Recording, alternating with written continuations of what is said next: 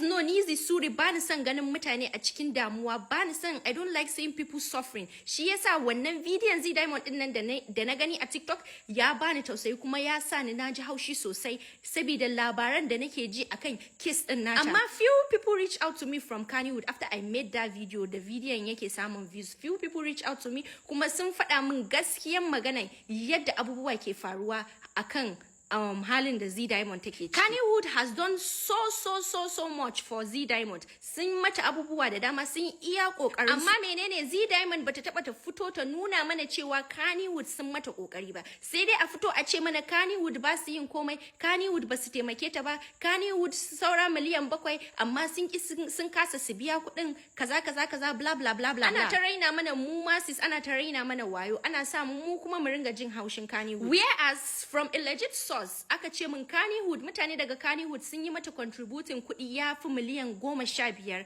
amma har yanzu ta ita tashi ta bar inda take ta je Egypt a mata aiki. Yanzu ma wai location din da take an ce ma yawancin mutane ma ba wanda ya san ainihin inda ita Z Diamond din take. Kuma tana da ƴar uwa da take auren mai kuɗi sosai, ƴar uwarta mai kuɗi sosai, amma duk ƴan uwan nata su ma sun ki su taimake ta ko sun yi iya kokarin su ne, su ma sun rabu da ita. An ce ta tashi ta je inda za a mata aiki ta ki. To yanzu menene na fitowa media da kike mana kuka Z Diamond? Kina ta video kina kuka kin ce ga halin da ke ciki, ga halin da ke baki tashi kin taimaki kanki ba. Ya kike so mu kuma mu taimake ki? Dan Allah dan Annabi mutane mu daina zama butulu, mu daina zama ungrateful people. In mutun ya maka abu ko ma abinda mutun ya maka bai ishe ka ba baki daya, at least ka fito ka yi appreciative, ka ce wayannan da wayannan a cikin Kannywood, ƴan Kannywood sun taimake ni, sun bani miliyan kaza, amma kuɗin bai isa ba, ina neman ƙari. Amma ba kwa fito ba ku ce mana wai ƴan Kannywood ba su muku komai ba, mu kuma mu fito